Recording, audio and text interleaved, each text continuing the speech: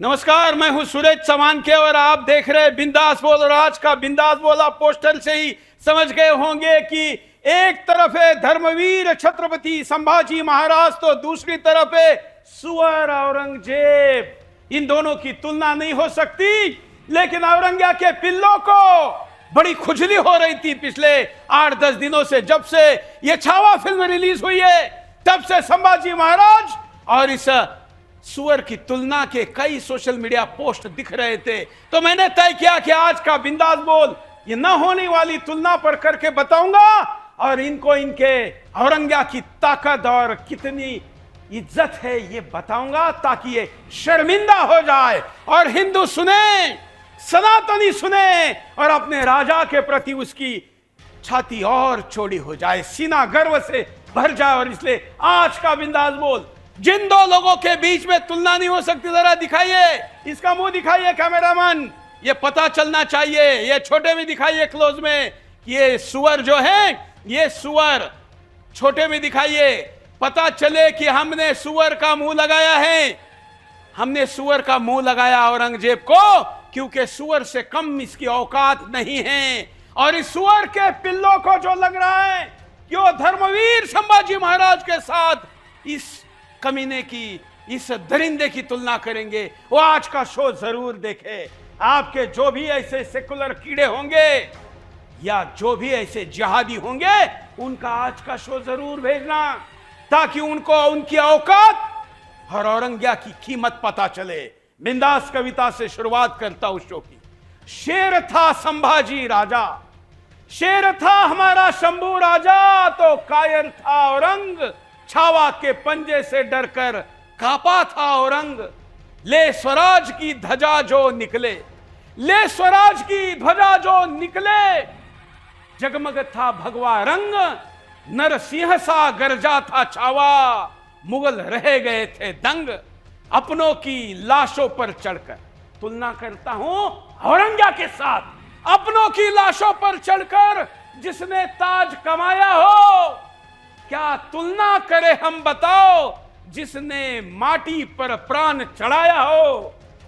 धर्म की रक्षा में तनकर जिसने, धर्म की रक्षा में तनकर जिसने बस्त राष्ट्र प्रेम दिखाया हो, चमक रहा हो सूर्य सनातन जिसने।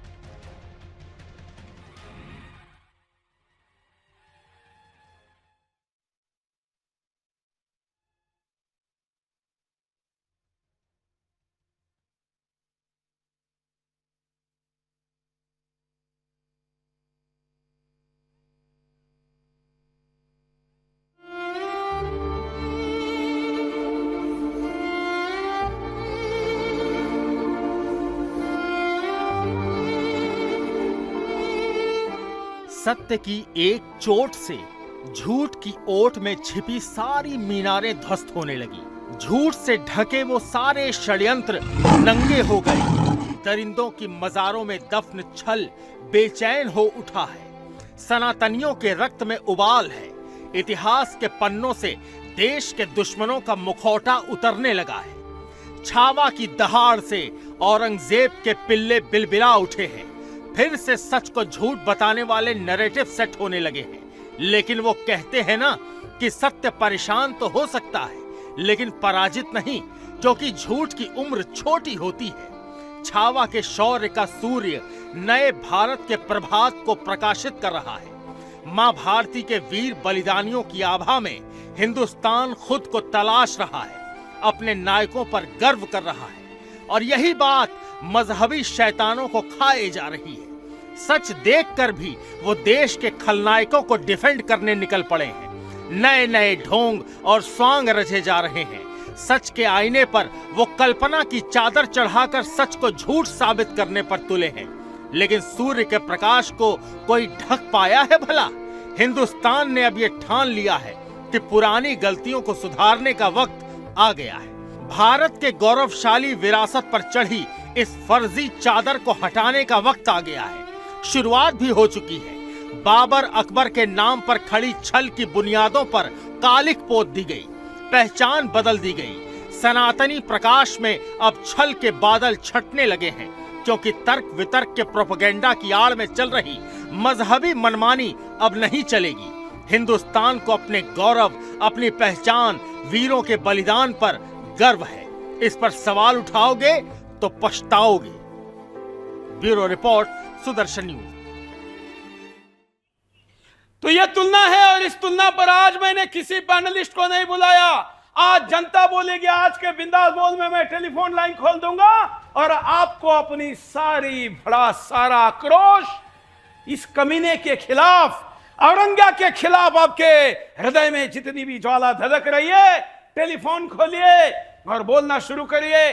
जो लोग सोशल मीडिया पर शो को देख रहे, कमेंट्स में आपका आक्रोश आना चाहिए, क्योंकि ऐसे खलनायक के विरुद्ध जब बोला जा रहा था तो आप नामर्द होकर चुप बैठे थे। ऐसे आपके घर वाले और आपकी आने वाली पीढ़ियां न कहे, अरे कम से कम औरंगा को गोली नहीं मार सकते, गाली तो दे ही सकते हैं ना, दीजिए। क्योंकि ऐसे पापी पर जूता मारना भी पुण्य का काम होता है, जो इस पीढ़ी को करने का अवसर 300 वर्षों बाद आया है। क्योंकि एक दिव्य महाविभूति के ऊपर इन्होंने थूकने का काम किया है, और सूरज पर थूकने वाले के मुंह पर ही उसकी थूक गिरती है, ये फिर दिखा दिया है। लेकिन जिनका खून ही गंदा है, ऐसे लोगों को पवित्रता से क्या मतलब है? अरे तुलना क्या करे? छत्रपति संभाजी महाराज गंगा जल है तो औरंगा गटर का गंदा सड़ा हुआ बदबूदार पानी है। ये धर्मवीर सूर्य है तो ये एक नाली में एक पाप का चमकती हुई चिंगारी है। इन दोनों की तुलना नहीं हो सकती। लेकिन फिर भी जिनको करने की आस लगी है ना, जो झूठिया इतिहास लिखा कर लोगों को कह रहे कि हम मैदान पर हमको हरा नहीं पाए तो फिल्मों में हरा रहे हो। अरे मैदान में भी हराया था, फिल्मों में भी हरा रहे हैं, क्योंकि तुमने जो फिल्में बनाई उसमें तो नायक ही गायब कर दिए थे। जो अकबर हराम में महिलाएं रखता था इस देश में, जिसने हराम शुरू किया, तुम्हारे लिए वो हरामी नायक हो गया। महाराणा प्रताप नायक नहीं हुए, और यहां पर भी ये करने का पाप तुम कर रहे हो। लेकिन यहां संभा के शिव सैनिक छत्रपति शिवाजी महाराज के मावड़े सैनिक सामने आकर लड़ रहे हैं, और इतिहास में जो मैदान पर युद्ध हुआ था वो खतरनाक युद्ध इन दिनों सोशल मीडिया पर देखने को मिल रहा है। लोगों के मन से निकलने वाली ज्वालाएं, लोगों के मन से निकलने वाला प्रेम, लोगों के मन में जो जबरदस्त आदर है संभाजी महाराज के प्रति, वो भी दिख रहा है। मैं आपको एक वीडियो दिखाता हूं, कैसे थिएटर के अंदर का सीन है। मैदान के युद्ध के समय लोग जिस भावना में थे, थिएटर में भी उसी भावना के साथ है। देखिए, फिर मैं बोल देता हूं, फुल स्क्रीन दिखाइए।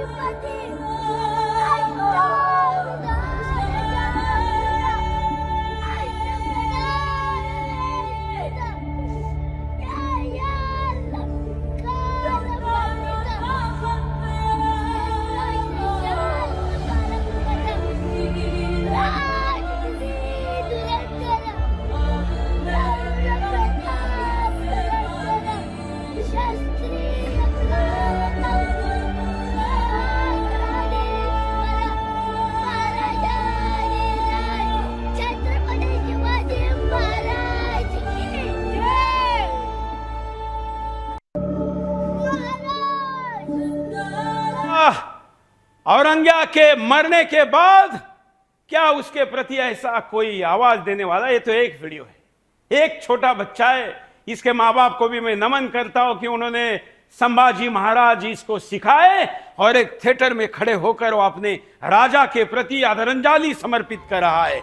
आज मैं पोल आपको कुछ नए अंदाज में दिखा रहा हूं, क्योंकि इस आईटी के डिजिटल वॉरफेयर में आज हमने आपको दिखाना है क्या औरंगजेब को राष्ट्रीय खलनायक घोषित करना चाहिए। यह पूछे जाने पर विभिन्न आयु वर्गों में क्या धारणा है। देखिए, 0 से 18% जिनको संभाजी महाराज सिखाए नहीं गए, वो केवल 18% लोग कहते हैं कि औरंगजेब को खलनायक दिखाओ। केवल 5% 18 तक की आयु। 1935 अभी पता चलने लगा है, ये अभी होशियार हुए पिछले 10 सालों में।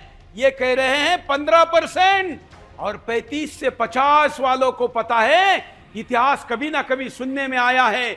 औरंगजेब की दरिंदगी पता है, उसकी हत्याएं पता है, उसकी सारी प्रकार की करतूतें पता है। 55% 51 से 65 की पीढ़ी है जो अपने में ही लगी रही। 65 वाली भी पीढ़ी वो है जो केवल अपने में लगी रही, जिनके सामने सत्य नहीं आ पाया। इस आयु वर्ग पर एक जैसा विचार देश का नहीं है। विभिन्न आयु वर्ग का विभिन्न विचार आपके सामने रख रहा हूं।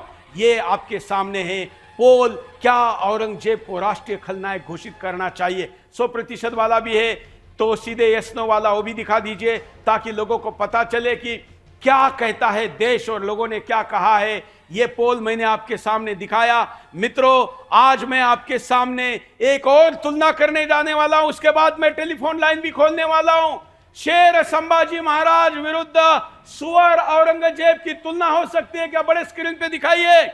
मैंने यहां पर आपको दिखाना चाहता हूं। पोल ले लीजिए एक बार।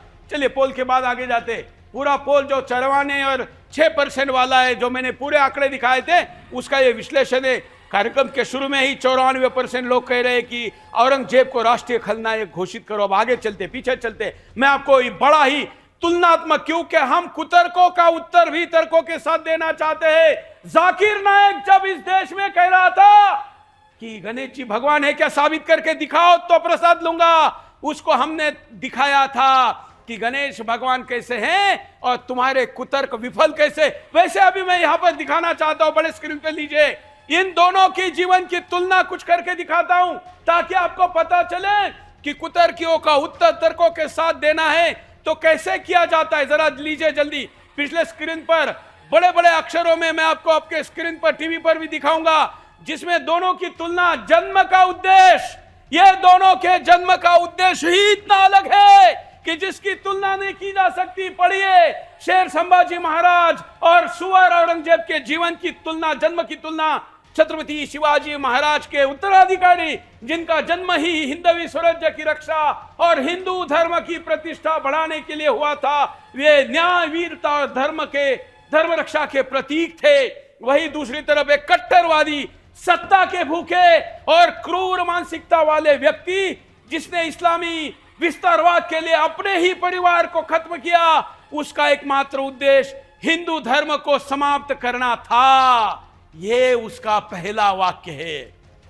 पहला, जन्म के उद्देश्य में फर्क देखिए, दोनों में कितना बड़ा फर्क है। एक महात्मा है तो दूसरा ये कायर। अब लेते हैं परिवार के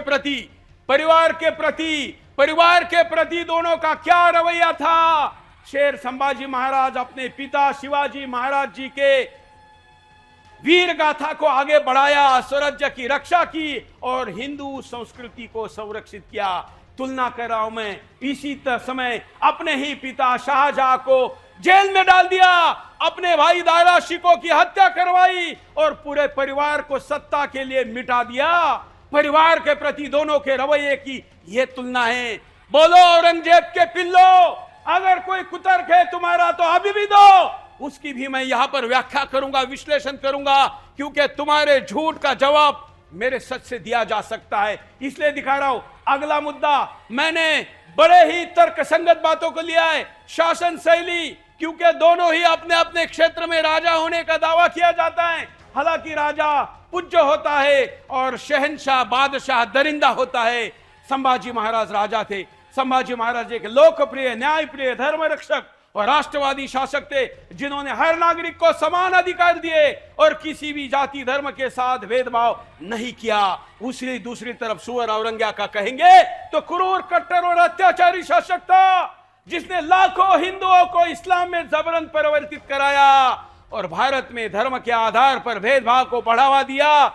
ये कुरीति लाने वाला ये शासन, ये शासक के रूप में इन दोनों की तुलना है, जो तुलना किसी भी व्यक्ति को इसके ऊपर एक शासक के रूप में थूकने के लिए पर्याप्त है। शासन शैली पर जाते हैं। अब शासन शैली में हम आपको दिखाते हैं धर्म के प्रति सोच दोनों में क्या अंतर है। छत्रपति संभाजी महाराज की हिंदू धर्म के प्रति पूर्ण निष्ठा रही, जिन्होंने अपना पूरा जीवन धर्म रक्षा के लिए समर्पित कर दिया। उन्होंने इस्लाम कबूल करने की बजाय असहनीय यातना झेली, मृत्यु स्वीकार की, लेकिन धर्म छोड़ा नहीं। वही दूसरी तरफ औरंगजेब की है कि औरंगजेब ने इस्लाम के नाम पर निर्दोषों का कत्लेआम किया, जजिया कर लगाया, हजारों मंदिरों को तोड़ दिया, मूर्तियों को तोड़ दिया, कई अबलाओं के बलात्कार कराए और इस देश की आन बान शान के विरुद्ध षड्यंत्र पूरे जीवन भर किए। दोनों की धर्म के प्रति की सोच का अंतर मैं आपके सामने दिखा रहा हूं।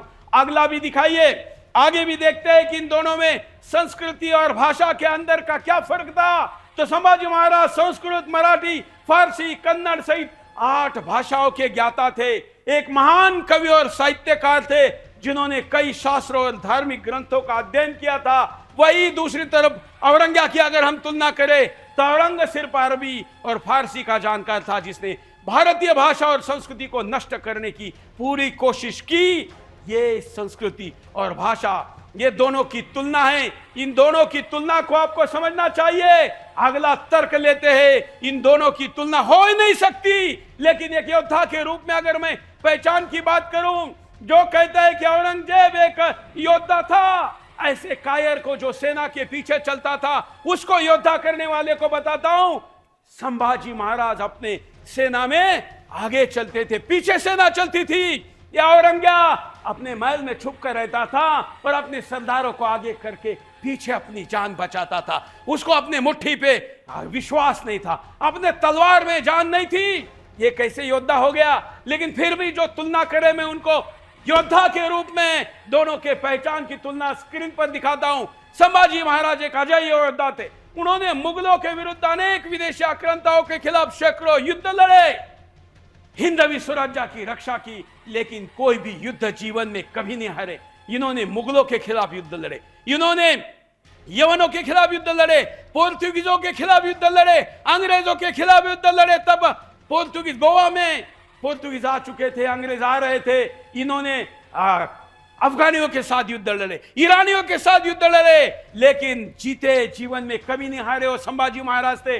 दूसरी तरफ अगर हम कहें तो औरंग्या की स्थिति क्या है? औरंगजेब धोखेबाज था, जो सीधे युद्ध में मराठों राजपूतों से हारता रहा और इसलिए षड्यंत्र और छल से युद्ध लड़ता रहा। इसका युद्ध नहीं था, घात था। इसने कभी युद्ध नहीं लड़ा, इसने घात किया, इसने दगा किया, इसने बेईमानी की, इसने पीठ पर वार किया और इसलिए ये कहीं से भी योद्धा नहीं हो सकता।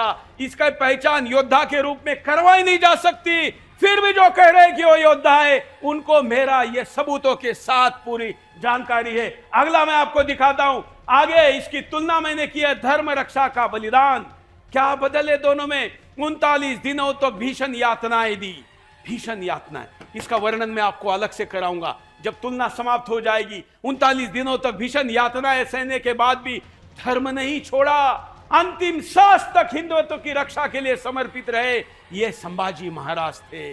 दूसरी तरफ सुअर औरंगजेब की स्थिति क्या थी? औरंग ने लाखों हिंदुओं का धर्मांतरण कराया, हजारों गुरुद्वारों और मंदिरों को तोड़ा, निर्दोष संतों की हत्या की। ये दोनों की धर्म रक्षा और उसके लिए बलिदान की स्थिति थी। इसने कई मौलवी को भी मार दिया। अपने रास्ते में आने वाले बाप को नहीं छोड़ा, भाई को नहीं छोड़ा, बहन को नहीं छोड़ा, बहन की शादी नहीं करने दी। किस लिए नहीं होने दी? ताकि उसका होने वाला जो हस्बैंड है, जो पति है, जो उसके रास्ते में आ सकता है, उसलिए बहन की शादी नहीं होने दी। ये दोनों की धर्म के प्रति, परिवार के प्रति और व्यक्तिगत जीवन के परिवार मैंने तुलना की। अगला दिखाइए, इन दोनों में बदलाव, इन दोनों में युद्ध नीति क्या थी? छत्रपति संभाजी महाराज युद्ध में नैतिकता, धर्म और वीरता का पालन किया, शत्रु से आमने सामने मुकाबला किया, पीठ पर कभी वार नहीं किया। वही औरंग्या धोखे, छल, कपट और क्रूरता से लड़ने वाला कायर था, जिसने निहत्थे स्त्रियों और बच्चों तक को यातनाएं दी। इसके ये जानवर से भी गया गुजरा था। इसने कभी किसी पर दया नहीं की, कोई नीति का पालन नहीं किया। इसलिए युद्ध तो इसने किए, लेकिन इसके युद्ध में नीति नाम का शब्द कहीं पर भी नहीं था। यह अनीति से चलने वाला दरिंदा था। इसकी तुलना यहां पर भी मैं आपके सामने दिखा रहा हूं। आगे मित्रों, इसके बाद में दिखा रहा हूं मृत्यु का स्वरूप। किसी भी व्यक्ति की मृत्यु, उसकी महानता उसके मृत्यु से पता चलती है, जन्म से और मृत्यु से। कितने बड़े परिवार में कितने बड़े महान लोगों के पेट से जन्म लिया, कैसे परिवार मिला, ये तो एक चलता ही है, लेकिन किस कारण मृत्यु हुई, किस कारण मृत्यु हुई, यह भी सबसे महत्वपूर्ण होता है। यहां पर भी शेर संभाजी राज और औरंग्या की जब तुलना करते हैं तो संभाजी महाराज ने वीर गति तो प्राप्त की, योद्धा को करनी पड़ती है, लेकिन हिंदू धर्म का सबसे बड़ा बलिदान दिया, वो आज भी हर हिंदू के हृदय में अमर है, शक्ति देता है, प्रेरणा देता है, भावना देता है और समर्पण पैदा करता है। वही कूट कूट कर कुत्ते की मौत मरा औरंग्या, बल्कि आप कुत्ते नहीं सुअर लिखना चाहिए। यह घूट घूट कर सुअर की मौत मरा, अंतिम समय में अकेला था, बदनाम होकर मर गया। इसको गाड़ने के लिए डेड बॉडी जहां पर ये मरा, महाराष्ट्र का अभी का जिला है जिसको अहिल्यानगर नाम दिया है, अहिल्याबाई के नाम पर, पहले अहमदनगर नाम था, वहां ये मरा। वहां के वीरों ने इसके डेड बॉडी को अपने जमीन में गाड़ने नहीं दिया, कहा कि इसके पापों का प्रतीक हमारे जिले में नहीं होना चाहिए।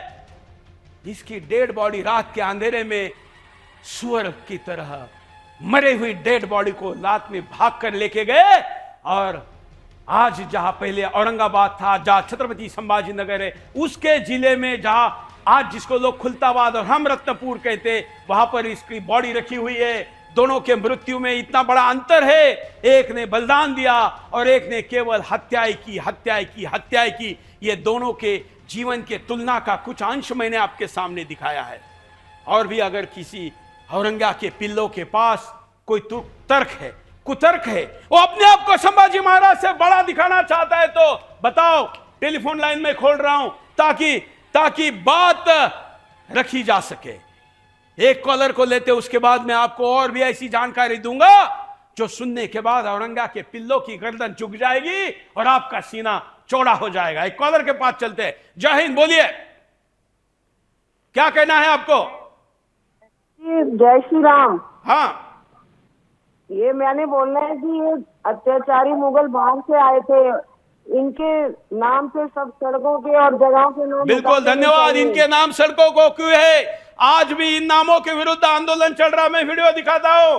यह फिल्म के बाद हमारे आक्रोश का परिणाम यह हुआ कि संसद की तरफ जाने वाले लुटियन जोन के जो सारे रास्ते हैं, औरंगजेब रोड तो एपीजे अब्दुल कलाम हो गया, लेकिन उसके गली का नाम भी आज भी औरंगजेब लेन है। वहां आज भी विभिन्न मुगलों की लेने, वहां पर रात में जाकर हिंदू वीरों ने क्या किया दिखाइए। अरे सुसुकी, मैं पारिवारिक चैनल में खड़ा हूं इसलिए अच्छे शब्दों का उपयोग कर रहा हूं, और वहां पर उसको पोत कर बता दिया कि इसका नाम आज से छत्रपति शिवाजी महाराज मार्ग होगा। दिखाइए, फुल दिखाइए। इसको अभद्रता मत समझिए, इन लोगों के साथ यही करना चाहिए। आवाज दीजिए।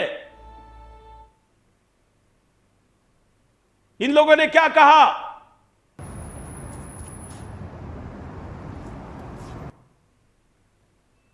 बोलने वाली प्रतिक्रिया।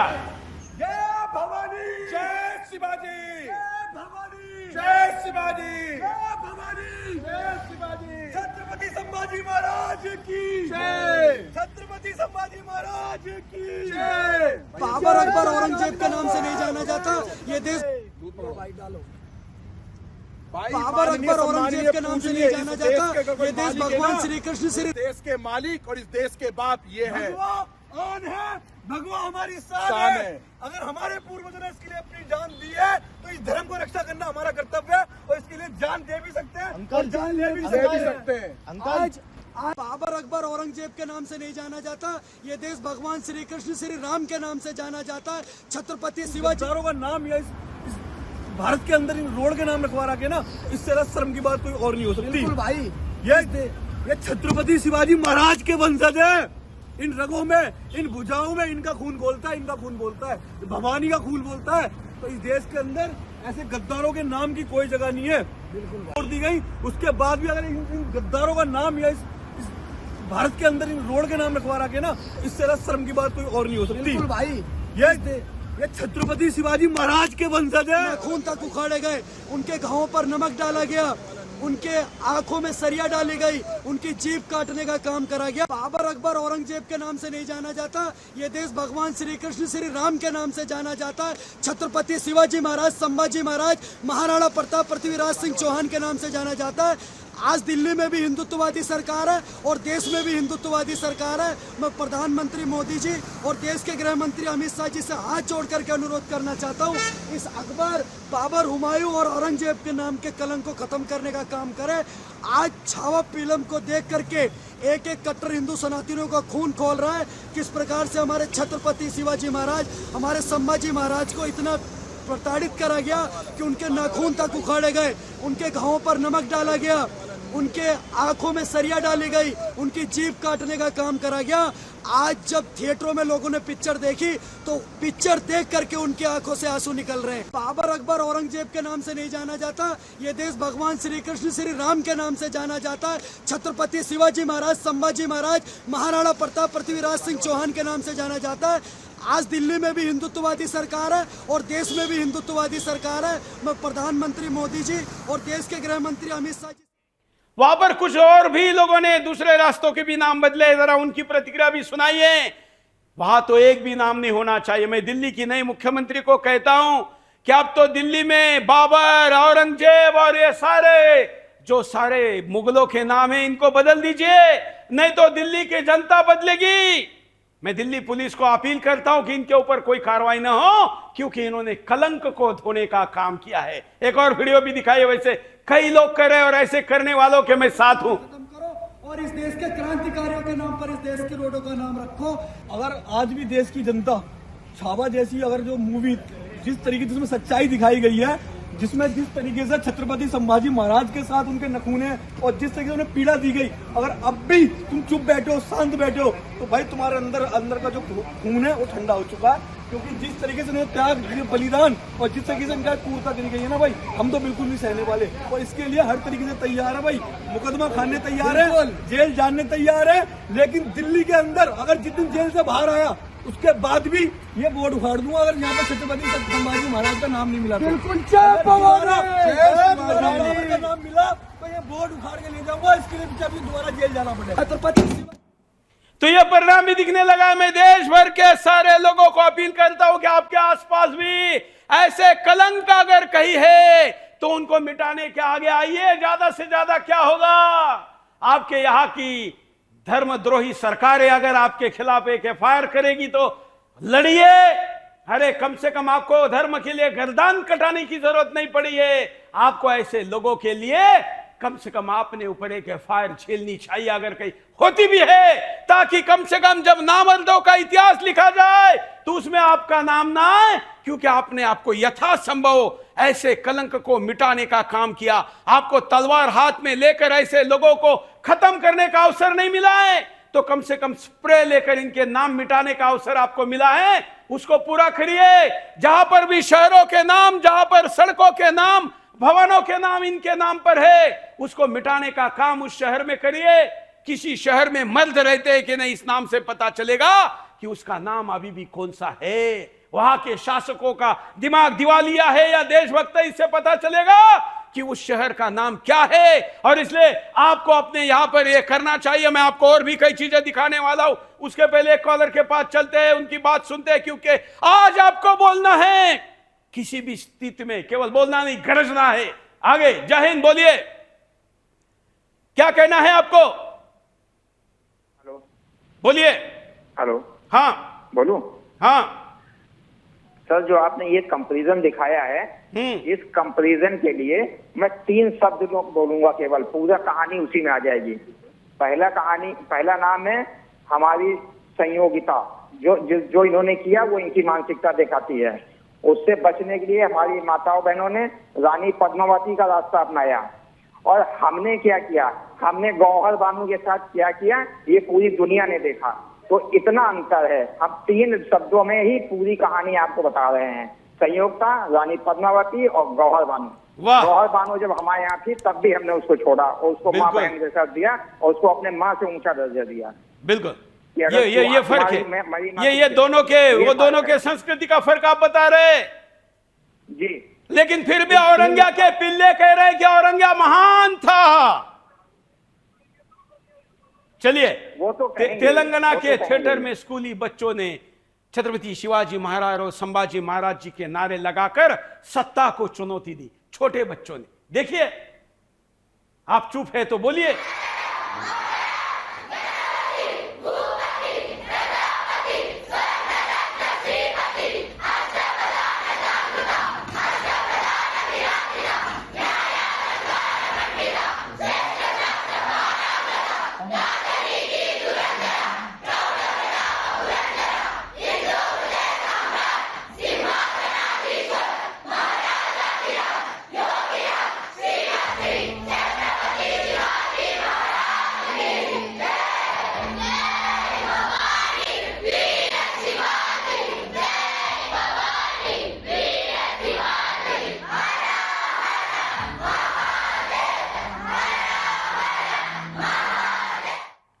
तो आप देख रहे, अरे आपको कहीं पर भी औरंगा के पिल्लो कमीनो, तुमको कहीं पर आज तक एक आदमी मिला जो औरंगा के नाम पर कोई जय जयकार करे? या हैदराबाद के दो नमक हराम छोड़ दो, उनको तो ओटो की खेती काटनी है, इसलिए औरंगा के वहां कब्र पर जाकर माथा टेक ले, फूल चढ़ा रहे। हालांकि आजकल इनकी संख्या बढ़ी है, लेकिन इतनी भी नहीं है। आज भी मेरे राजा के प्रति, शंभू राजा के प्रति इमोशनल होने वालों की कमी नहीं है। छोटे छोटे बच्चों में सत्ता के विपरीत खड़े होकर, सीने पर हाथ रखकर आज भी मान वंदना देने का ये वीडियो देखकर, तेलंगाना का वीडियो देखकर गर्व से सीना और फूलता है। थिएटर में केवल आक्रोश नहीं है, जो यातनाएं संभाजी महाराज को दी गई, जिस तरीके से मारा गया, उस कारण लोगों में इमोशनल भाव भी है। थिएटर में फिल्म देखकर खड़े होकर इस वीरता पर कई लोग इमोशनल हो रहे हैं। एक और वीडियो।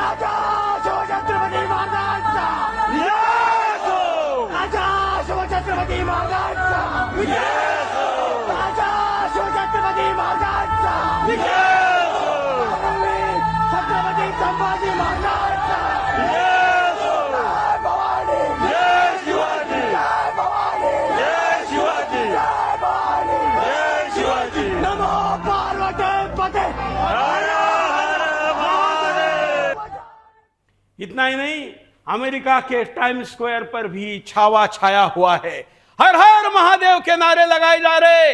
अरे तेरे लिए तो कोई अल्लाह अकबर का नारा लगाने वाला भी आज तक नहीं मिला, क्योंकि तूने अल्लाह को भी बेवकूफ बनाने से पीछे नहीं छोड़ा। देखिए टाइम स्क्वायर अमेरिका क्या हो रहा है, दिखाइए। Vicky Kaushal is on Time Square baby, New York City. नमक पार्वती पते, हर हर Mahadev. Vicky Kaushal is on Time Square baby, New York City. नमक पार्वती पते, हर हर महादेव। ये आपको नारा दिख रहा है, धर्म का जय जयकार करते हुए लोग दिख रहे, क्योंकि धर्म के लिए बलिदान देने वाला शंभू राजा जब याद आता है तो लोगों के अंदर का धर्म जाग जाता है। औरंगजेब को अगर कोई पढ़ेगा, देखेगा, मानेगा तो अपनी बाप की हत्या करेगा, भाई की करेगा, बहन की करेगा, लोगों का अत्याचार करेगा। आपको कौन चाहिए, कैसा चाहिए? इसलिए मैं आपको आज शंभू महाराज दिखा रहा हूं और दोनों की तर्क संगत तुलना कर रहा हूं। कॉलर के पास चलते हैं, मैं एक कॉलर एक तर्क, एक कॉलर एक तर्क देकर आगे बढ़ेंगे। जय हिंद बोलिए। जय हिंद, जय हिंद। हाँ बोलिए, क्या कहना है आपको? रोड के नाम पर रखा है, लेकिन हाँ। जब पता चला कि कांग्रेस इको सिस्टम इस तरह के नाम रखा है तो मैं दंग रह गया। तो हमारे साथ विश्वासघात पता रहना है इस तरह की। धन्यवाद। आम लोगों को जब पूछा गया कि क्या करना चाहिए तो आम लोगों ने कहा कि क्रूर औरंगिया की छाप को देश से मिटाना चाहिए। जनता की ये बात भी सुन लीजिए, लोग क्या कहते हैं। आप इस सुनने में, बोलने में अगर आप नहीं है, कम से कम सुनने में हैं, बोलने में भी आप होने चाहिए। बोलिए, आपके खुद के कैमरे पर बनाकर वीडियो हमको भेजिए, सुनिए लोग क्या कहते हैं। छत्रपति शिवाजी महाराज के नाम से जाना जाता है और इस देश के अंदर बाबर, अकबर, औरंगजेब, हुमायूं नहीं चलेगा। मैं इस देश की राजधानी दिल्ली सरकार से, माननीय गृह मंत्री अमित शाह जी से, प्रधानमंत्री नरेंद्र मोदी जी से कहना चाहता हूं कि पूरे देश में, दिल्ली में आज हिंदुत्व की सरकार है, इसलिए बाबर, अकबर, औरंगजेब की रोडों का नाम खत्म करो और इस देश के क्रांतिकारियों के नाम पर इस देश की रोडों का नाम रखो। अगर आज भी देश की जनता छावा जैसी अगर जो मूवी जिस तरीके से उसमें सच्चाई दिखाई गई है, जिसमें जिस तरीके से छत्रपति संभाजी महाराज के साथ उनके नखूने और जिस तरीके से उन्हें पीड़ा दी गई, अगर अब भी तुम चुप बैठे हो, शांत बैठे हो, तो भाई तुम्हारे अंदर का जो खून है वो ठंडा हो चुका है। क्योंकि जिस तरीके से उन्हें त्याग, बलिदान और जिस तरीके से इनका क्रूरता करी गई है ना भाई, हम तो बिल्कुल नहीं सहने वाले और इसके लिए हर तरीके से तैयार है भाई। मुकदमा खाने तैयार है, जेल जाने तैयार है, लेकिन दिल्ली के अंदर अगर जिस दिन जेल से बाहर आया उसके बाद भी ये बोर्ड उखाड़ दूंगा अगर यहाँ पे छत्रपति संभाजी महाराज का नाम नहीं मिला। बिल्कुल का नाम मिला तो ये बोर्ड उखाड़ के ले जाऊंगा। इसके लिए भी दोबारा जेल जाना पड़ेगा। संभाजी महाराज के नाम पर मरने वाले लाखों मिल जाएंगे, करोड़ों मिल जाएंगे और पैदा होते रहेंगे। औरंगा के लिए कोई कुत्ता मरने के लिए तैयार नहीं होगा, क्योंकि इसने कभी किसी का भला नहीं किया। इसके स्वार्थ ने और औरंगजेब पैदा किए होंगे, लेकिन वो किसी का भला करने के लिए नहीं, बस स्वार्थ और लालच में बेईमानी करने वाले हरामखोर पैदा किए होंगे। लेकिन आज आप जो बच्चा देखेंगे, जो तरुण देखेंगे, जो युवा देखेंगे, वो क्या कह रहे हैं? इनका समर्थन भी हो रहा है। अयोध्या के हनुमानगढ़ी के महंत राजू दास कहते हैं कि दिल्ली में मुगलिया प्रतीकों का मिटाना सही है। देखिए, आप भी समर्थन करिए। मूवी देखने के बाद कुछ बच्चों ने दिल्ली में बाबर, अकबर, हुमायूं, औरंगजेब रोडों पे कालिख पोती है। देखिए, जिस प्रकार से उस पिक्चर में संभाजी महाराज को तरपाया गया, सताया गया, यातना दी गई, वो पिक्चर कोई भी देखेगा, देखने के बाद उस यातना, जिस प्रकार से वो यातनाएं दी गई, वो देखने के बाद हर व्यक्ति क्रोधित होगा और उसका मन उबाल उठेगा। तो नौजवानों ने सही किया कि आक्रांताओं के नाम पर देश में कुछ भी नहीं होना चाहिए।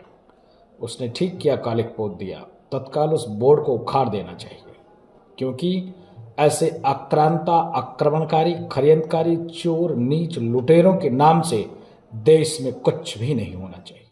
अब मोदी का भी साथ मिल गया है। मोदी जी ने भी इस फिल्म का उल्लेख एक भाषण में किया है और उसके बाद वहां उपस्थित लोगों ने उस भाषण की सबसे ज्यादा तालियां भी बजाई। मोदी जी का यह वीडियो। ये महाराष्ट्र और मुंबई ही है जिसने मराठी फिल्मों के साथ साथ हिंदी सिनेमा को ये ऊंचाई दी है। और इन दिनों तो छावा की धूम मची हुई थी।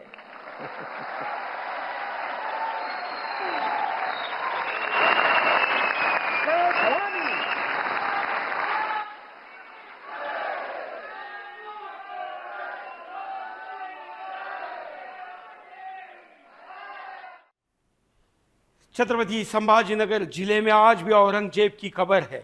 उसको मकबरा कहा जा रहा है। उसको संत कहकर अब इसके ऊपर बैन लगाने की मांग करने वाले भी सामने आ गए हैं। इसके ऊपर आज भी बादशाह, शहंशाह न जाने क्या क्या लिखा हुआ है। दिखाइए औरंगजेब का ये मकबरा, ये छत्रपति संभाजी महाराज के बलिदान को चिढ़ा रहा है हंसकर कि मेरे तुम्हारे टैक्स पर मैं पल रहा हूं। आज भी ये नासुर हिंदुस्तान की भूमि पर है। औरंगजेब आलमगीर लिखा हुआ है और मुगल सम्राट लिखा हुआ है। यहां पर कातिल, हत्यारा, नमक हराम जितनी गालियां होगी वो लिखनी चाहिए इसके नाम साथ, और यहां पर रंग नहीं कालीक लगानी चाहिए। लेकिन मुझे पता नहीं हिंदुस्तान की सरकार की क्या मजबूरी है। मैं संस्कृति मंत्री को फिर आज दूसरी बार आह्वान करता हूं कि औरंगा के मकबरे पर लिखे हुए ये सम्मान के शब्दों को हटाया जाए, नहीं तो यहां पर भी कोई शिव भक्त, शंभु भक्त पहुंचेगा और इस हरे रंग को मिटाकर यहां पर भी ये नेस्त नाबूद करेगा। तब वो दोषी नहीं होगा। दोषी होंगे आप, सरकार होगी, मंत्री होंगे, अधिकारी होंगे, क्योंकि हमारे शंभू राजा के नाम से अब जिस जिले को आपने स्वीकार किया वहां पर इसका नाम क्यों है? ये रत्नपुर। अगर कोई पराक्रम करना चाहता है तो मैं बताना चाहता हूं कि महाराष्ट्र की वीर भूमि में छत्रपति संभाजी नगर जिले में रत्नपुर तालुका, जिसको ये लोग खुलताबाद कहते हैं, वहां पर ये सरकारी गेस्ट हाउस के पास ये टॉम इसको कह रहे हैं, ये बनी हुई हैं। आपको अवसर है अपना पराक्रम दिखाने की, दिखाइए। ये कलंक यहां पर भी जाकर मिटाइए। वीरों ने यहां की सड़कों पर जाकर मिटाया, यहां पर भी दिखाइए। यहां तो कुत्ते ने भी टांग ऊपर करने जाने की जरूरत नहीं, वहां पर दुकानें सजी हुई है, दुकानें हैं, इन दुकानों में फूल मिलते हैं, वहां पर चढ़ाने के लिए इत्र मिलते हैं। जिसने अपने बाप को मार दिया, उसके यहां पर जाकर चढ़ाने वाला अपने बाप के साथ क्या करेगा, खुद पल कल्पना करिए। लेकिन ये हिंदुस्तान के पराक्रम वीर शौर्य गाथा को चिढ़ाने वाला स्मारक हटाना चाहिए, इसकी खोली कब्र जरूर रखनी चाहिए, क्योंकि लोगों को पता चले 10 लाख की सेना लेकर आया था। महाराष्ट्र में ये छत्रपति शिवाजी महाराज संभाजी महाराज को मारने के लिए 10 लाख की सेना लेकर आया था, लेकिन ये 27 साल तक वहां पर दर दर सुअर की मौत की तरह भटकता रहा, लेकिन इसको कुछ नहीं मिल पाया। फाइनली वहीं पर तारा रानी के मार्गदर्शन में इसको गाड़ दिया गया। लेकिन इसकी तुलना किसके साथ हो रही है, औरंगा के साथ। ये वीडियो जो स्क्रीन पर आप देख रहे हैं, हम ये फिल्म के कुछ शॉट चला रहे हैं। हम तो फिल्म के प्रोड्यूसर को जानते नहीं, उसके नायक को जानते नहीं, हम कभी किसी फिल्म के बारे में बात करते नहीं। लेकिन कोई फिल्म अगर राष्ट्रीय चेतना जगाने की काम करती है तो सुरेश चौहान के ऐसे फिल्मों के प्रमोशन के लिए खुद होकर शो करता है। मैं इसे संभाजी महाराज जी के छावा फिल्म कर 1 करोड़ रुपए का प्रमोशन अपने चैनल पर फ्री करने की घोषणा कर चुका हूं और लगातार करते रहूंगा। मुझे कोई धन्यवाद का पत्र और मैसेज भी इस फिल्म निर्माता से नहीं चाहिए, बल्कि मेरा धन्यवाद है उसको कि जिस संभाजी महाराज को कम लोग तुलना में जानते थे, उनको आज उनका बलिदान जानकर अपना धर्म के प्रति, उनके नाम में जो हिंदू लिखा है वो जिस राजा के कारण लिखा है, ये पता चला है। ये चित्र ऐसा कोई औरंगा के बारे में दिखाए, औरंगा ने कभी अपने हाथ में तलवार लेकर कहीं लड़ाई की वो दिखाए। इन्होंने तो अपनी छोटी सी आयु में 200 लड़ाइयां लड़ी, एक भी नहीं हारे। वो शंभू राजा है। ये चित्र जो है, ये फिल्म में जो है चित्र दिखाया गया है, जहां हजारों की संख्या ने धोखे से, बेईमानी से, हिंदुओं के बेईमानियों को पकड़कर इनको रात के अंधेरे में गिरफ्तार किया।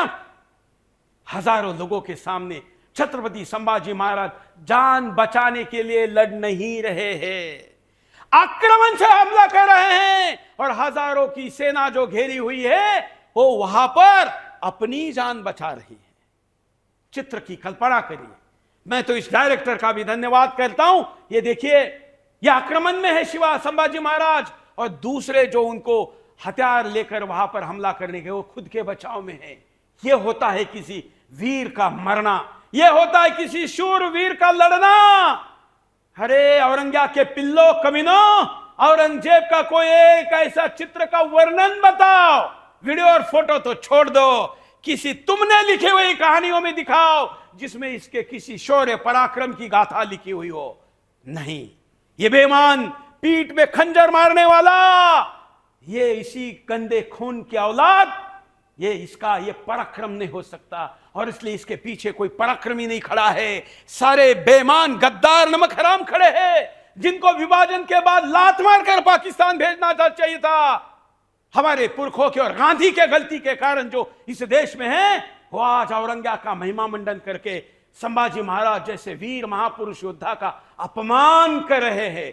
कम से कम, अरे तो आपको धर्म के लिए लड़ने बलिदान होने का अवसर नहीं मिला, लेकिन जो धर्म के लिए लड़ा बलिदान हुआ उसके सम्मान में बोलने का अवसर तो आपके पास है। बोलिए। कॉलर के पास चलते हैं। जय हिंद, क्या कहना है आपका? हेलो, बोलिए। ये हर एक हिंदुस्तान के हाथ में तलवार होना चाहिए, ये गद्दारों को खत्म कर देना चाहिए।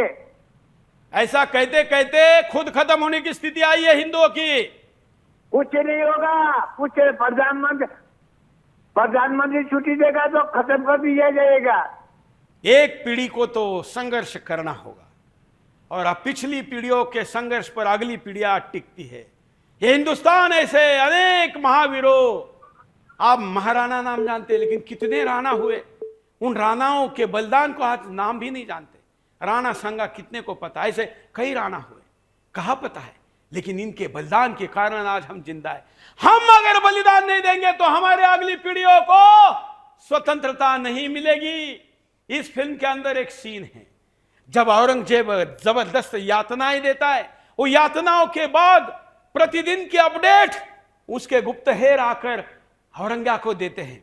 तो जब संभाजी महाराज को मारने के अंतिम क्षण तक औरंगजेब पहुंचता है और स्वराज्य का रक्षक राजा, हिंदवी स्वराज्य का राजा आज मारा जाएगा और स्वराज्य मेरा होगा, ऐसा मानने वाला औरंगजेब जब संभाजी महाराज के साथ संवाद कर रहा था तो संभाजी महाराज ने कहा कि अरे राजा के से मरने वाले, जब राजा मारा जाता है तो सल्तनतें समाप्त होती है, राज्य नहीं, स्वराज्य नहीं समाप्त होता, क्योंकि वो किसी एक व्यक्ति के सिंहासन पर बैठने से निर्माण नहीं होता, वो लाखों लोगों के बलिदान से, उनके रक्त के अभिषेक से निर्माण होता है। तुम मरोगे तो तुम्हारा सल्तनत भी नहीं रहेगी, तुम्हारा वजूद भी नहीं रहेगा। उस समय एक उसका स्पाई आकर उसको बताता है कि स्वराज्य का रक्षक मरा नहीं, क्योंकि संभाजी महाराज ने मरने के पहले, बलिदान देने के पहले, अगर मैं ऐसी स्थिति में फंसूंगा तो मैं गेले की फलानी चैन भेजूंगा। अपनी पत्नी को चैन भेजने के बाद कोड वर्ड में यह बोला गया था कि अगर मैं मरूं और यह चैन तुम्हारे पास आए तो उस बेटे को, उस भाई को सिंहासन पर बिठाना। जो उनका बेटा नहीं था, संभाजी महाराज के बेटे को बिठा सकते थे, लेकिन जो मां संभाजी महाराज के विरुद्ध षड्यंत्र कर रही थी, उन्हीं के राजा राम नाम के बेटे, शिवाजी महाराज के बेटे, संभाजी महाराज के सौतेले भाई को सिंहासन पर बिठाया। यहां सगे भाई की गर्दनें काटी जा रही है। दारा शेकों को मार दिया औरंगजेब ने ताकि खुद सत्ता पे बैठ सके, और संभाजी महाराज ने खुद के जीवित रहते स्वराज्य का सिंहासन लावारिश नहीं होना चाहिए, इसलिए उस मां के भी बेटे को राजा बना दिया जो उनकी ही खून की प्यासी थी। लेकिन भाई नहीं थे, राजा राम नहीं थे, वो तो महाराज जी के साथ लड़ाई में जाना चाहते थे। उनको सिंहासन संभालने के लिए बिठा दिया। औरंगजेब को जब ये मैसेज दिया गया, संभाजी महाराज के उस संघर्ष से, 39 दिनों की यातनाओं के सामने न झुकने, लड़ने के कारण औरंगजेब के बेटी को भी संभाजी महाराज से प्रेम हो गया था। वहां के सैनिकों के मन में संभाजी महाराज के प्रति आदर निर्माण हुआ था। उस गुप्त सुप्त आदर ने पत्र की भाषा बदल दी और पढ़ते पढ़ते एक वाक्य उस दूत ने बोल दिया कि हमने भले ही संभाजी को मारा, लेकिन हिंदवी स्वराज्य का राजा मरा नहीं है, क्योंकि शंभू ने जाते जाते राजा राम को राजा बना दिया। अपने ही इस दूत की गर्दन पर चाकू मारकर औरंगजेब ने उसको मार दिया, क्योंकि उसके वाक्य में संभाजी महाराज के बलिदान, दूरदृष्टि और धर्म के प्रेम और भाई के प्रति प्रेम का एक आदर था। यह आदर वो सहन नहीं कर सकता था। उसके कान में ऐसे शब्द गूंजते थे, क्योंकि उसने अपने भाई का कत्ल किया था, उसने दूत को भी मार गिराया। ऐसा औरंगजेब, ऐसे औरंगजेब की तुलना मैंने बार बार कहा कि हो ही नहीं सकती, लेकिन फिर भी जो करना चाहते हैं उनको मैंने दिखाया। एक और पब्लिक रिएक्शन दिखाइए जरा, उसको दिखाकर कुछ कॉलर के पास चलकर मैं संभाजी महाराज को अंतिम यातनाओं का वर्णन मेरे शब्दों में बताऊंगा, क्योंकि फिल्म में तो केवल 1% दिखाया गया है। दिखाइए पब्लिक रिएक्शन। मगर कुछ लोग है ना, गंदगी है भरी पड़ी है यहाँ पे, गंदगी भरी पड़ी है। जैसे कि आपने अभी उसका नाम लिया, वो टेम्पो, कौन वो स्वरा भास्कर, अरे वो उसका खुद का पता नहीं है वो कि वो है कौन। पहले उसको बोलो कि खुद का पता लगा कि तू कौन है, तेरी औकात क्या है। कड़ी सी कड़ी कार्रवाई होनी मांगती है। और इनको पहला तो ये बीच में उधर वो पाकिस्तान किधर गई थी, बराबर ना, जो उसका वीडियो वायरल हो गया था कि हिंदुस्तान से ज्यादा तो इधर मुझे प्यार मिलता है, पाकिस्तान तो बहुत अच्छा है। तो ऐसे लोगों को उधर भगाना चाहिए, जिनको वहां प्यार मिलता है, ऐसे लोगों को वहां भगाओ ना। फिर जो ये देश की मिट्टी से इन लोग को सब कुछ मिला, हर चीज मिलने के बावजूद भी ये साले ये मिट्टी का नहीं हो सकते। मगर कुछ लोग, हमारे एक सम्मानीय दर्शक और हमारे बड़े ही प्रिय, मैं नाम नहीं बताना चाहूंगा, लेकिन उन्होंने कहा कि सुरेश जी आपके शब्दकोश में ऐसा कोई शब्द ही नहीं जो औरंगजेब की दरिंदगी के लिए उपयुक्त हो। सुअर तो फिर भी जानवर है, उसको अपने बच्चों से प्रेम होता है, औरंगजेब तो सुअर कहने लायक भी नहीं है। मैं स्वीकार करता हूं मैं एक संस्कारी हिंदू हूं और मेरे शब्दकोश में औरंगजेब के बेईमानी, दरिंदगी, नमक हरामी, गद्दारी और सारी उसके काली करतूतों का वर्णन के लिए शब्द नहीं है, लेकिन मुझे मेरे राजा के सम्मान के लिए जो शब्द है उसका उपयोग मैं उस सम्मान में कर रहा हूं, शंभू राजा के गुणगान पराक्रम में कर रहा हूं। शंभू महाराज 1679 में मुगलों के धोखे से पकड़े गए, अपने ही परिवार के कुछ बेईमानों ने उनको पकड़वाया और उनको कभी भी सामने से वार नहीं किया जा सकता था। इस फिल्म में एक डायलॉग है, जब शूरवीर को सामने से नहीं मजबूर किया जा सकता, रोका जा सकता, तो उसके पीठ पर वार करके ही रोका जा सकता है। संभाजी महाराज जी के साथ भी वही हुआ जो हिंदुओं के इतिहास में अभिशाप है। एक शूरवीर जिसको लाखों की सेना नहीं रोक पाई, उसको उसके ही घर के 2 गद्दारों ने छोटी सी भूमि की कुछ वर्षों की जहागीरी मिले, इसके लिए औरंगजेब के पास जाकर अपना ईमान बेच दिया, स्वाभिमान रिश्ते नाते गिरवी रख दिए और संभाजी महाराज को रात के अंधेरे में कैद करवा दिया। संभाजी महाराज चाहते तो उस समय में वहां से निकल सकते थे, लेकिन सेना के सामने सीना तान कर खड़ा होकर बलिदान देने से मेरा हर घर का सैनिक, हर महाराष्ट्रियन, हर मराठा, हर हिंदू सैनिक होगा, ये संभाजी महाराज जानते थे और इसीलिए वो सामने गए, युद्ध लड़े, हारने की चिंता नहीं, क्योंकि मृत्यु भी विजयी है, वो जानते थे।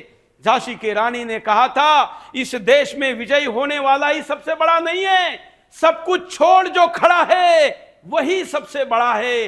वो सब कुछ छोड़कर स्वराज्य बचाने के लिए आगे जाने वाले संभाजी महाराज जी को जब पकड़ा गया तो उनके साथ क्या हुआ, मैं अपने भाषा में बताना चाहता हूं। मैंने जो संभाजी महाराज पढ़े, समझे, सपने से लेकर अपने सबकॉन्शियस माइंड में देखे, जाने, आत्मसात किए, वो संभाजी महाराज की यातनाओं की कथा इस फिल्म में 1-2% भी नहीं है, क्योंकि सेंसर ने काट दिया और भाईचारे के भूत ने रोक दिया। हम हमारे देश में अपनी अभिव्यक्ति को पूर्ण स्वतंत्रता के साथ व्यक्त भी नहीं कर सकते, ये कोई नई बात नहीं है। लेकिन सुदर्शन पर सुरेश चौहान के क्या बोले, इस पर आज भी दुनिया की किसी ताकत का कोई नियंत्रण नहीं है। ईश्वर ने मुझे जो स्वतंत्रता दी है और डंके की चोट पर मैं कह सकता हूं, इसलिए मैं अपनी भाषा में संभाजी महाराज को जो यातनाएं देकर मारा उसका वर्णन आज आपके सामने दिखाना चाहता हूं। औरंगजेब तो कितना लालची, बेईमान था, मैंने आपको बताया। संभाजी महाराज जी को जब पकड़ा गया, पकड़ने के बाद और वो भी 9 वर्ष महाराष्ट्र में 10 लाख की सेना लेकर घूमने के बाद भी औरंगजेब के हाथ संभाजी महाराज नहीं लगे। सारे युद्ध लड़के देखे, सारे सरदार, जितने सरदार औरंगजेब के पास थे सब भेज के देखे, नाते रिश्तेदार भेज के देखे, सब कुछ करके देखा, लेकिन फिर छल कपट के लिए बेईमानों को पकड़ा, गिरफ्तार हुए, लाया गया, जंजीरों में बांधकर एक आदमी हजारों की सैनिकों के सामने जंजीरों में बांधकर लाया गया। औरंगजेब उस जंजीरों में जकड़े हुए संभाजी महाराज के सामने जाने की हिम्मत नहीं रख पाता था, पतलून पीली हो जाती, इसलिए हाथ पैरों में बड़ी बड़ी मोटी मोटी जंजीरों को बांधकर 50 फुट पर खड़े होकर औरंगजेब उनसे संवाद करता था, क्योंकि उसके अंदर का पाप संभाजी महाराज के अंदर की पुण्य और चेतना के पास जाने की इजाजत नहीं देता था। वहां से निकलने वाली आग इसको अपने आप दूर रखती थी। फिर भी वहां से उसने संवाद किया। संभाजी, गिरफ्तारी के बाद का यह संवाद मैं आपको बता रहा हूं, जो फिल्म में नहीं है, जो इतिहास ने आपको छुपाया है। औरंगजेब ने कहा, संभाजी मुझे हिंदुस्तान का बादशाह बनना है, मैंने अपने अपनों को भी समाप्त कर दिया, तू पराया है, लेकिन तुमसे लड़कर मैं और समय बर्बाद नहीं करना चाहता। मैं अब तक दक्षिण जितना जीता हूं, तुम्हारे पिता और तुम्हारे राज से भी 4 गुना ज्यादा तुमको देकर जाऊंगा और दिल्ली में बैठकर हिंदुस्तान का बादशाह कहलाऊंगा। बस मुझे मराठों पर एक शक है, तुम लोग अभी संधि कर लेते हो और हम आगे निकल जाने के बाद फिर उन्हीं किले को जीत कर अपना भगवा लगाते हो, इसलिए तुमको इस बार इस्लाम कबूल करना पड़ेगा, तुमको इस बार हिंदू धर्म छोड़ना पड़ेगा। संभाजी महाराज ने कहा कि तू मुझे तेरे ये दक्षिण हिंदुस्तान की सत्ता देने की लालच दे रहा है, तुम मुझे तीनों लोकों का स्वामी भी बनाने की लालच दोगे तो भी मैं मेरा धर्म नहीं छोड़ूंगा। इसी में जन्मा था, इसी में मरूंगा। संवाद आगे बढ़ता है, यातना देना शुरू होता है। संभाजी महाराज का सबसे पहले कान काटे जाते हैं, जीवित रहते हैं। एक एक अवयव रोज काटा जाता है। कान काटा जाता है तो भी शंभू के चेहरे पर शिनख्त नहीं आती, बस बजरंग और हर हर महादेव के नारे लेकर महाराज आगे लड़ाई के लिए चालू रहते हैं। हाथ बांधे हैं, पैर बांधे हैं, बड़ी बड़ी सेना शस्त्र लेकर खड़ी है। दरिंदा औरंगजेब सामने दक्षिण की सत्ता देने के लिए तैयार है। नहीं ली, एक दिन निकल गया, एक अवयव काट दिया। दूसरे दिन कहा गया कि देख, आज मैं तेरे नाखून छीनूंगा, तुम जीवन में कभी शस्त्र उठा नहीं पाओगे, तुम्हारा शूरता समाप्त हो जाएगी, इस्लाम कबूल कर, मेरे ऑफर स्वीकार कर। नहीं माना, हिंदू धर्म नहीं छोड़ूंगा इस्लाम कबूल करके। नाखून खींचे गए। चलते हुए कहीं पर ठोकर लग जाती है, थोड़ा सा नाखून ऊपर क्या हो जाता है तो यातनाएं हमें कितने होती हैं। 10 नाखूनों को, 20 नाखूनों को खींचा गया, जीवित रहते खींचा गया, लेकिन चेहरे पर सिदक नहीं आई। दूसरा दिन, तीसरा दिन उजड़ा। तीसरे दिन कहा गया कि शंभू, आज भी मेरे ऑफर तुम स्वीकार कर, मैं तुमको और ज्यादा सत्ता देने के लिए तैयार हूं। संभाजी महाराज ने नहीं माना तो उनकी उंगलियों को काटा गया। 5वां दिन फिर औरंगजेब सामने आकर कहता है कि शंभू, तेरे इस पराक्रम जैसा मेरा कोई सुपुत होता तो मैं पूरे वसुंधरा पर, पृथ्वी पर राज करता। मेरी बेटी भी तुम्हारे इस पराक्रम के प्रेम में पड़ी है। मैं आज तुम्हारे कान काटने के बाद, नाखून छीलने के बाद, उंगलियां काटने के बाद भी तुमको एक और ऑफर देता हूं कि मेरी बेटी भी देता हूं, ताकि तुमको विश्वास पैदा हो कि मैं तुमको अपनापन रखूंगा। संभाजी कहते हैं कि ये तो मेरी मां समान है, मुझे किसी महिला में कोई रुचि नहीं है, मुझे अगर है तो मेरी इस स्वराज्य माता में विश्वास है और मुझे उसकी सेवा करनी है। एक दिन और निकल जाता है, उंगलियां काटी जाती है। अगले दिन संभाजी महाराज के दांत तोड़े जाते हैं। ये वो सारे मर्दानगी की निशानियां हैं जो शेरों में, सिंहों में होती है। नाखून और दांत संभाजी महाराज के तोड़े गए। अगला दिन फिर आया, संभाजी महाराज को कहा कि आज तुम्हारी टांगे तोड़ देंगे। टांगे तोड़ दी, फिर भी संभाजी महाराज ने धर्म नहीं बदला। एक एक दिन आगे जा रहा था। संभाजी महाराज को कहा गया कि अब तुम बड़े ही आंखें उठाकर बोल रहे हो, क्योंकि आंखों का तेज बढ़ रहा था। शरीर की चेतना से आंखों से निकलने वाली ज्वाला उस नमक हराम औरंगजेब को और जला रही थी। साक्षात आग तो नहीं, लेकिन आंखों से निकलने वाला वो तेज और आग औरंगजेब को जला रहा था। औरंगजेब उसमें जल रहा था कि अरे एक शस्त्र हाथ में उठा क्या लिया तो लोग शरणागति पद करते हैं, पूरा राज्य दे देते हैं, इस्लाम कबूल करते हैं। ऐसे ही नामर्दों को देखने की आदत रही थी। आज उसके सामने एक शूरवीर मर्द खड़ा था जो इतने अवयव काटने के बाद भी झुकने के लिए तैयार नहीं था, और इसलिए कहा कि तेरे आंखें मुझे पसंद नहीं है शंभू। लोहे को गर्म किया और संभाजी महाराज के आंखों के पास लेकर गए। सत्ता का लालची औरंगजेब अपने सामने अपना सिंहासन, जो बाप से उसने सीना था, वो मुकुट सामने रखता था। नींद खुलते ही वो उसको दिखाई दे, जहां सोता था वहां रखता था, क्योंकि उसी के लिए तो अपनों को मारा था। उसने कहा कि अरे शंभू, तेरी आंखें चली जाएगी, तुझे मिलेगा क्या? तेरा धर्म तो उसको क्या देगा? उसने कहा कि अरे औरंगजेब, मैं कितना भी बताऊं तो तुझे समझ नहीं आएगा, क्योंकि तेरे धर्म में ये कल्पना ही नहीं है। मेरा धर्म कहता है कि धर्म के लिए मरने वाला तीनों लोक का स्वामी होता है, और मेरे मृत्यु से तो कई संभाजी पैदा होंगे। गरम लोहे की सरियों को आंखों में डाला गया, फिर भी नहीं झुके। दिन ब दिन आगे बढ़ रहे थे। रोज एक अवयव काटा जा रहा था, लेकिन फिर भी संभाजी धर्म नहीं बदल रहे थे। एक एक दिन जा रहा था। फिल्म में यह नहीं दिखाया गया है, फिर भी फिल्म जितनी है उतनी इसलिए देखनी चाहिए क्योंकि जो भी दिखाया गया वो कभी नहीं हुआ है। संभाजी महाराज को कहा गया कि अब तेरे आँखी गई हैं। अब चू तो गुराता है ना, क्योंकि शेर का और एक प्रतीक होता है। क्या होता है? अपने मुंह से गुराता है, आवाज स्वतंत्रता की यलगार लगाता है। संभाजी महाराज भी, जिसके मुंह से कभी सिसकी निकलेगी, ऐसा सुनने के लिए औरंगजेब बड़ा लालच में था कि अरे कभी तो किसी यातना से इसके मुंह से आह निकलेगी, इसलिए उसने संभाजी महाराज की जीभ नहीं काटी थी। उसको लग रहा था कि जिस मुंह से लोग दया याचना करते हैं, संभाजी भी दया याचना करेगा। संभाजी महाराज ने वो दया याचना नहीं की, तो आंखों की तेज गया था। 38 दिन हो चुके थे। सोचिए, 38 दिन पीने को पानी नहीं, जख्म जो शरीर पर हुए उसमें नमक मिर्ची रगड़ी जा रही हो, उसके बाद भी व्यक्ति डगमगाने को तैयार नहीं हो। 38 दिन हो गए, औरंगजेब हार गया।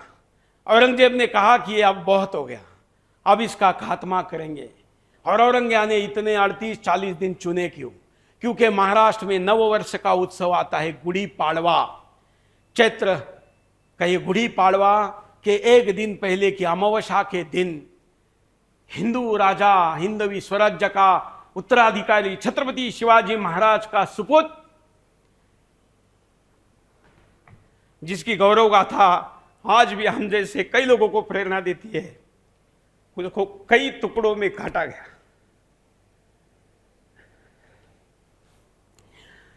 इतने, क्योंकि किसी के भी मृत्यु पे एक सम्मानजनक, एक सम्मान की विदाई होनी चाहिए, लेकिन उन्होंने नहीं दी। ये दे भी नहीं सकता था। जो अपनों को नहीं जिसने समझा, वो संभाजी को क्या समझ सकता था? संभाजी महाराज को क्या समझ सकता था? उसने संभाजी महाराज के शरीर के टुकड़े की, जिसको कहते हैं ना बोटी बोटी काटना, ये बोटी बोटी काटना भारत की भाषा में कहीं पर भी नहीं है, ना हिंदी में है, ना ये किसी हमारी भाषा में है, क्योंकि हम शत्रु के शरीर के साथ भी इस प्रकार का व्यवहार नहीं करते। लेकिन औरंगजेब ने संभाजी महाराज के शरीर के साथ ये यातनाएं दी, उनके शरीर के टुकड़े टुकड़े किए, और उन टुकड़ों को हिंदू नववर्ष के एक दिन पहले जो धूमधाम से हर मराठी, हर हिंदू मनाता था, उस शरीर को फेंक दिया। और जैसे अनाउंसमेंट किया जाता है ना आजकल, वैसे ढोल नगाड़े के साथ वहां अनाउंसमेंट किया कि संभा के शरीर को अगर कोई छूता है और उसका कोई अगर अंत्य संस्कार करता है, कोई उसको सम्मान देना चाहता है, तो उसके साथ भी वही किया जाएगा जो संभा के साथ हमने किया था। लेकिन फिर भी ऐसा कहते हैं ना कि औरंगजेब जैसे लालची मरते हैं तो राख बनती है, और संभाजी जैसे महावीर मरते हैं तो अंगारे बनते हैं। संभाजी महाराज थे तो मराठों में कई बेईमान थे, एक दूसरे से लालच में लड़ रहे थे, क्योंकि महान छत्रपति संभाजी महाराज के पिता शिवाजी महाराज जा चुके थे। उस समय में मराठे आपस में लड़ रहे थे, लेकिन संभाजी महाराज के बलिदान ने, उनकी दी गई यातनाओं के बाद एक संदेश पूरे महाराष्ट्र में गया। आज मैं महाराष्ट्र समझने के लिए कह रहा हूं, हिंदू राष्ट्र में गया, और आपस में लड़ने वाले अपने अपने कामों में मस्त हिंदुओं ने हर घर से सैनिक निकला, हर घर बंकर बन गया, छावनी बन गई हर मोहल्ला, और उस गांव ने, वाड़ियों ने युद्ध का मैदान शुरू किया। 10 लाख की सेना लेकर 9 साल से गली गली में घूमने वाला औरंगजेब मराठों ने कैद करके रख दिया। उसको ना आगे जाना संभव था, ना पीछे जाना संभव था। उसके बाद भी 18 साल वो वहां पर रहा, 1 इंच जमीन वो जीत नहीं पाया, 1 इंच जमीन, 1 सेंटीमीटर जमीन नहीं जीत पाया। मरने के बाद उसको लग रहा था कि हिंदू मुझे कम से कम 3 गज की जमीन देंगे, मराठों ने वो भी नहीं दी। ये बलिदान धर्मवीर का बलिदान क्यों कहलाता है? इसलिए कहलाता है क्योंकि इस बलिदान ने कई संभाजी जीवित किए। आज हमारे जैसे लोग भी संभाजी महाराज जी के बलिदान पर अपना सब कुछ न्यौछावर करने के लिए तैयार है।